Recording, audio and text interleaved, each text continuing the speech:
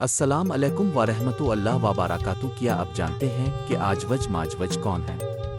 وہ کہاں قید ہیں اور قیامت کے قریب ان کے نکلنے پر کیا ہوگا؟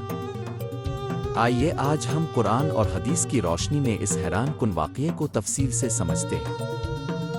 قرآن مجید میں ایک عظیم بادشاہ کا ذکر آتا ہے جنہیں ذوالقرنین کہا جاتا ہے۔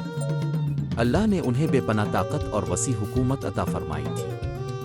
ایک سفر کے دوران وہ ایک ایسی قوم کے پاس پہنچے جو آجوج ماجوج کے ظلم و ستم سے شدید تنگ تھی۔ انہوں نے ذوالقرنین سے فریاد کی، اے ذوالقرنین، یہ آجوج ماجوج زمین میں بڑا فساد پھیلاتے ہیں، کیا آپ ہمارے اور ان کے درمیان ایک مضبوط دیوار بنا سکتے ہیں؟ ذوالقرنین نے ان کی مدد قبول کی اور ایک حیرت انگیز دیوار تعمیر کی۔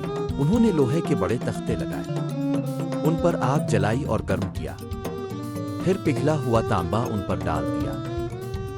یہ دیوار اتنی مضبوط اور اونچی تھی کہ آجوج ماجوج نہ اس پر چڑھ سکے اور نہ ہی اسے توڑ کر باہر نکل سکے۔ اس طرح وہ دنیا سے قید ہو گئے۔ لیکن قرآن ہمیں یہ بھی بتاتا ہے کہ ایک وقت آئے گا جب یہ مضبوط دیوار ٹوٹ جائے گی۔ یہ قیامت کی بڑی نشانیوں میں سے ایک ہوگی۔ احادیث کے مطابق آجوج ماجوج روزانہ اس دیوار کو کھودتے ہیں۔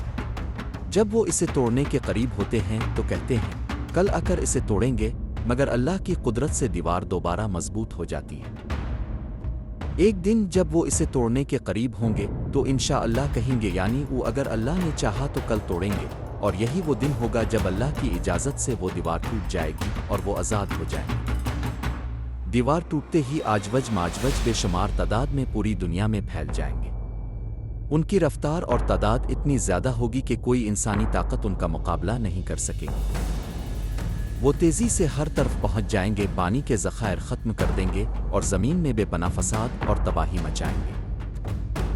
اس مشکل وقت میں حضرت عیسیٰ علیہ السلام زمین پر موجود ہوں گے۔ وہ اور ایمان والے مسلمان اللہ سے آجوج ماجوج سے نجات کے لیے دعا کریں گے۔ اللہ تعالیٰ ان کی دعا قبول فرمائیں گے اور ایک عجیب عذاب بھیجیں گے۔ آجوج ماجوج کی گردنوں میں کیڑے پیدا ہو جائیں گے اور وہ سب ایک ہی وقت میں ہلاک ہو جائیں گے۔ ان کے مرنے کے بعد زمین پر ان کی لاشوں کی وجہ سے شدید بدبو پھیل جائے گی۔ پھر اللہ سبحانہ و تعالیٰ ایک خاص بارش نازل فرمائیں گے جو ان لاشوں کو بہا کر سمندر میں ڈال دے گی اور زمین کو مکمل طور پر صاف کر دیا جائے گا۔ اس کے بعد دنیا میں دوبارہ امن و سکون قائم ہوگا۔ یہ واقعہ ہمیں اللہ کی بے پناہ قدرت اور عظمت کی یاد دلاتا ہے کہ وہ ہر چیز پر غالب ہے۔